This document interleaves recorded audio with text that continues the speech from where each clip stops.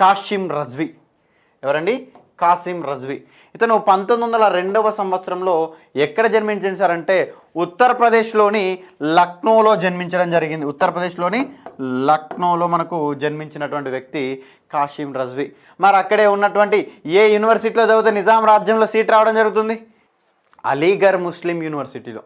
మరి అలీగర్ ముస్లిం యూనివర్సిటీలో చదివి అక్కడ ఏ విభాగంలో చదివించారంటే న్యాయ విభాగంలో, న్యాయశాస్త్రంలో లా చేసిండు సార్. ఎక్కడ చేసిండు?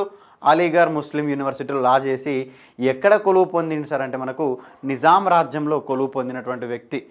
నిజాం రాజ్యంలో జాబ్ చేసినటువంటి వ్యక్తి మనకు కాసిం రజ్వీ గారు.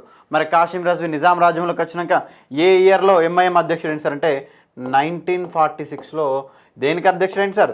ఎంఐఎంకి అధ్యక్షుడైండు. మరి ఎంఐఎం అంటే ఏంటి సార్? ఇప్పుడు మనకు ఎంఐఎం అంటున్నాం, ఆల్ ఇండియా మజ్లిస్ ఇత్తెహాదుల్ ముస్లిమీన్ అని అంటున్నాం. అప్పుడు మజ్లిస్ ఇత్తెహాదుల్ ముస్లిమీన్. మరి దానికి అధ్యక్షుడైన తర్వాత అప్పటి వరకు ఉన్నటువంటి ఏంటి సార్? రజాకార్ సైన్యం.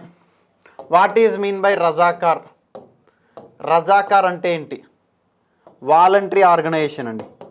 వాలంటరీ ఆర్గనైజేషన్ అంటే స్వచ్ఛంద సేవకులు. ఏంటిదండి? స్వచ్ఛంద సేవకులు. మరి యొక్క రజాకార్ సైన్యాన్ని పరిపుష్టం చేసి స్ట్రెంగ్తెన్ చేసినటువంటి వ్యక్తి ఎవరు సార్ అంటే కాసిం రజ్వీ. సుమారు అనేక మందిని కూడా మనకు హిందూ యువకులను, ఎవరినండి? హిందూ యువకులను ఎటు మైగ్రేట్ చేయించిండు?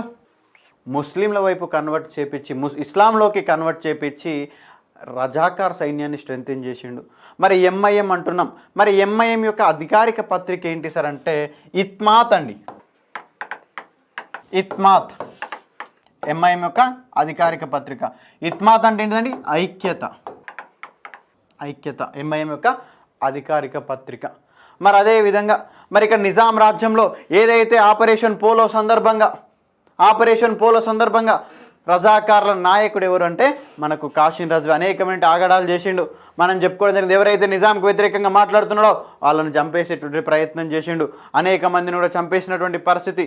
మరి స్వతంత్రం వచ్చిన తర్వాత అంటే మనం హైదరాబాద్ రాజ్యం అనేది భారతదేశంలో మెర్జ్ అయిన తర్వాత ఆఫ్టర్ మెర్జింగ్ ఇతను ఎక్కడికి వెళ్ళిపోయింది సార్? మరి ఇక్కడ హైదరాబాద్ రాజ్యంలో ఉంటే పరిస్థితి ఇంకో రకంగా ఉంటుందని ఆలోచించుకొని పాకిస్తాన్కి వెళ్ళినటువంటి వ్యక్తి కాసిం రజ్వీ. మరి ఆ పాకిస్తాన్కి పోయినాక 15th January 1970లో అక్కడే చనిపోయినటువంటి వ్యక్తి మనకు ఎక్కడ చనిపోయినండి? పాకిస్తాన్లో చనిపోయినటువంటి వ్యక్తి కాసిం రజ్వీ.